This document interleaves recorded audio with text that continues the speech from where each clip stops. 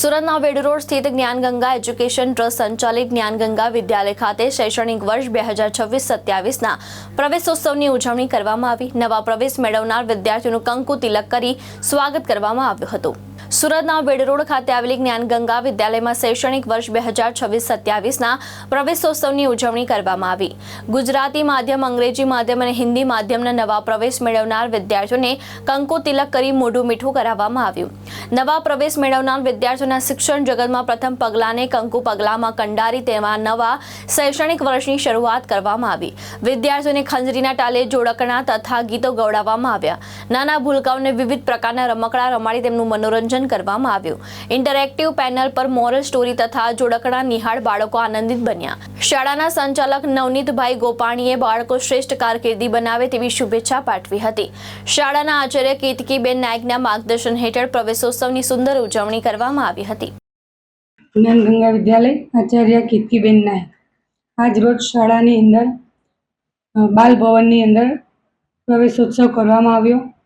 તમામ આવનાર બાળકોને કુમકુમ તિલક કરી તેઓના કંકુ પગલાં લેવામાં આવ્યા અને બાળકોને મોઢું મીઠું કરાવ્યું।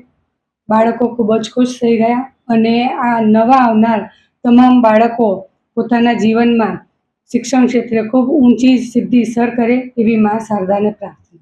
જ્ઞાનગંગા વિદ્યાલય વેડ રોડ ખાતે આજે વર્ષ 2026-27નો પ્રથમ દિવસ નાનકડા ભૂલકાઓ બાલ ભવનના નર્સરી, જુનિયર, સિનિયરના નવા પ્રવેશ લેનાર વિદ્યાર્થીઓને પ્રવેશોત્સવ નિમિત્તે કુમકુમ તિલક અને કંકુ છાપ લઈ આજે પ્રવેશોત્સવ મનાવવામાં આવ્યો।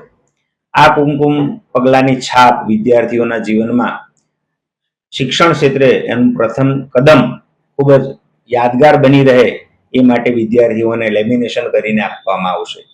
વિદ્યાર્થીઓને શૈક્ષણિક સફર ખૂબ તેજસ્વી બની રહે અને ઉન્નત મસ્તકથી પોતાના પરિવાર માટે, સમાજ માટે અને દેશ માટે કામ કરી શકે અને નામ રોશન કરી શકે એવી શુભ ભાવના સાથે સૌને ખૂબ ખૂબ શુભકામનાઓ। ભાવેશ ઉપાધ્યાય, દ્રષ્ટિકોણ ન્યૂઝ, સુરત।